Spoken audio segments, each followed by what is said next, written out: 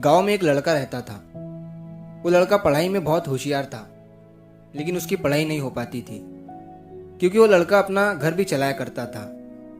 वो रोज अपने खेत में जाता, दिन भर वहां काम करता और शाम को घर वापस आकर वो थोड़ी बहुत पढ़ाई कर लिया करता था।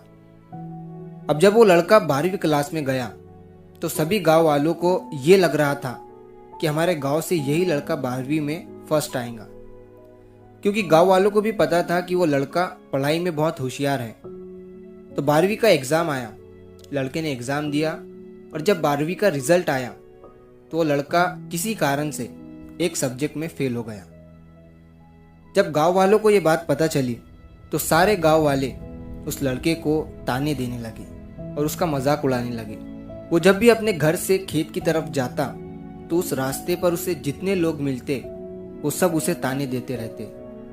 अब वो लड़का लोगों के ताने सुनकर बहुत परेशान हो जाता है और ये बात वो अपने उस्ताद को बताता है कि उस्ताद जी, मैं जब भी अपने घर से खेत की तरफ जाता हूँ तो उस रास्ते पर जितने लोग मुझे मिलते हैं सब मेरा मजाक उड़ाते हैं। तो उसके उस्ताद ने उसे कहा कि तू ना एक काम कर, एक बड़ा सा लोटा ले और उस लोटे को पूरा ऊपर तक दूध से भर दे और जब तू उस रास्ते से गुजरे तो तू उस लोटे से दूध का एक बूंद भी नीचे गिरने मत देना। लड़के ने एक दिन वैसा ही किया।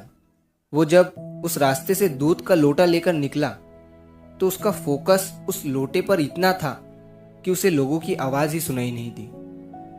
वो इतने ध्यान से उस लोटे को लेकर चल रहा था कि उस लोटे से दूध का एक भी कतरा नीचे ना गिरे। इसकी वजह से उसे लोगों के तानों की आवाज सुनाई ही नहीं दी। तो इस कहानी से हमें ये सीख मिलती है कि अपने काम में इतना ढल जाओ, इतना फोकस अपने काम पर लगा दो कि बाकी की चीज़ों का आप पर कोई असर ही ना हो। लोगों की आवाज़ें, लोगों के ताने आपको सुनाई ही ना दे। जैसे एक कैमरा होता है जो सिर्फ अपने सब्जेक्ट पर फोकस करता है, बाकी सारी चीज़ों को वो ब्लर कर देता है। तो बस आपको भी उसी तरह अपने काम पर, अपने टारगेट पर फोकस करना है, बाकी चीज़ें तो अपने आप ही ब्लर हो जाएंगी। तो अगर आप इस कहानी को और भी लोगों तक पहुंचाना चाहते हो तो इस वीडियो को लाइक करिए ताकि YouTube इस वीडियो को और भी लोगों तक पहुंचाए। और अगर कहानी अच्छी लगी हो तो हमारे चैनल को सब्सक्राइब ज़रूर करिए। मिलता हूँ मैं अगली बार इसी तरह की कहानी के साथ। तो सब्र करो, शुक्र करो और ज़िंदगी में आगे बढ़ो।